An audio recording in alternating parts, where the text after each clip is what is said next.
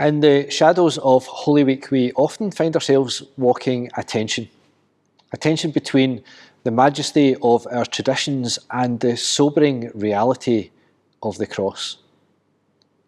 In Luke chapter 21, we encounter Jesus standing in the temple, in the very heart of Jewish identity, architectural wonder and spiritual life. His disciples are caught up in the noble stones and votive offerings, marvelling at the permanence of it all. But Jesus, with a clarity that must have felt like a cold wind, speaks a hard truth. The days will come when not one stone will be left upon another. Holy Week is in many ways the story of things falling apart.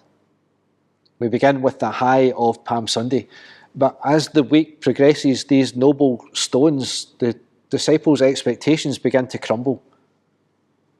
They expected a political coronation. Jesus gives them a discourse on destruction. We all have our temples, the structures of certainty that we build to feel safe.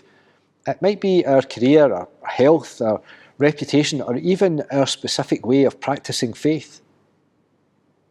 Jesus warns us that these things are not the foundation.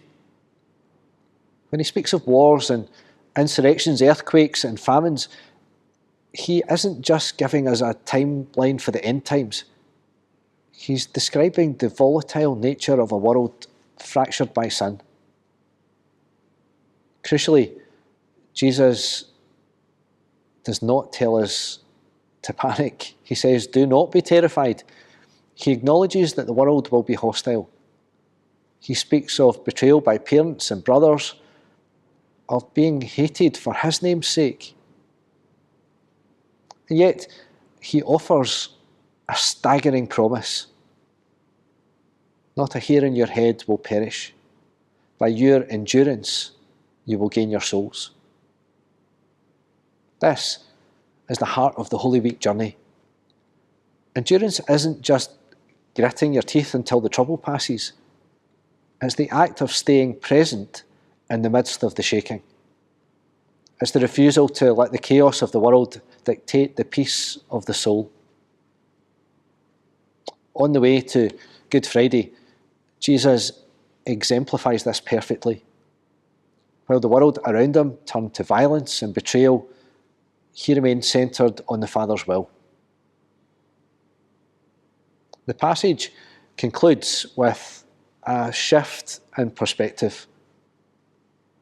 When the world is in distress, when the powers of the heavens are shaken, the natural human response is to duck and hide and wither away with fear. But Jesus says, now when these things begin to take place, stand up and raise your heads, because your redemption is drawing near.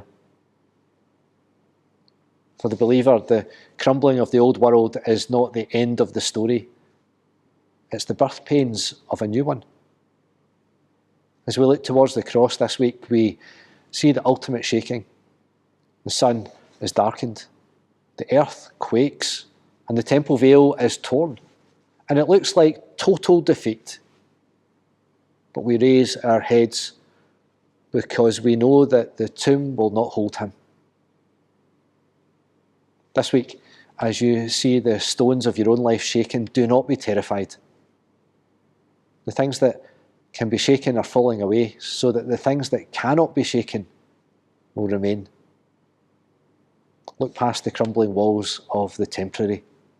Stand tall. Stand tall in your own strength.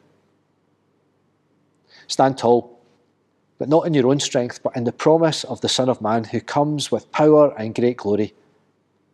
Our redemption is not found in the permanence of the temple.